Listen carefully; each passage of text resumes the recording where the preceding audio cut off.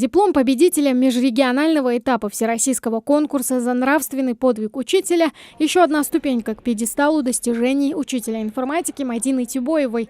Региональный этап конкурса стартовал еще в январе. В нем приняли участие 13 учителей, 5 из которых стали победителями. Мы всегда должны помнить, что на нас возложена большая ответственность за развитие высоконравственной, гармоничной, физически развитой и духовно здоровой личной, способной к творчеству и самоопределению.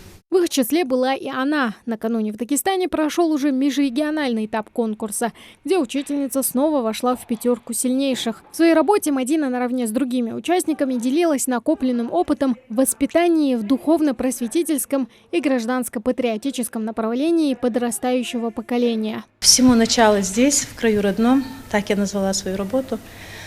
Духовное воспитание, богатая культура, нравственные ценности нашей малой родине можно описывать бесконечно. Ключевая задача работы у меня была это раскрыть основы пути воспитания высоконравственной личности, методом формирования у нее ведущих духовных ориентиров и убеждений. Сегодня в Республике Ингушетия, как и во всей России в целом, нет более важной идеи, как патриотизм. И я считаю, что патриотизм для ребенка – это корни, связывающие его с родным домом, ближайшим окружением, любовь к родным местам, гордость за свой народ. Конкурс, инициированный Министерством просвещения России, проходит уже в 17-й раз. В нем участвуют педагоги из школ и гимназий, а также преподаватели институтов повышения квалификации учителей. Решение отправить свою коллегу на этот конкурс приняла директор школы Исет Хашакиева. Всегда человеку необходим наставник, который помогает нам быть уверенным в жизни, достигать что-то большее, стремиться к большему, к лучшему.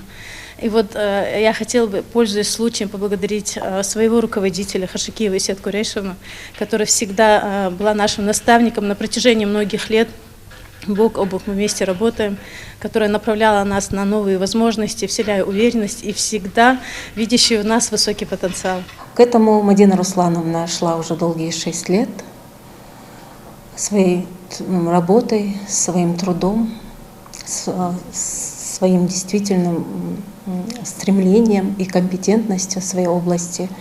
И я сегодня рада, что заслуженная награда нашла своего победителя. И я сегодня хочу сказать, что нравственное воспитание в школе является важным этапом в жизни школы, основным этапом жизни школы. Мадина Тибоева – педагог информатики с 6-летним стажем. И этот конкурс не первый, где она становится лучшей. Впереди у нее заключительный этап всероссийского конкурса. За право стать первыми наравне с Тибоевой поборются участники со всех уголков России. Тамара Хашагульгова, Мухаммад Билакеев, Новости 24.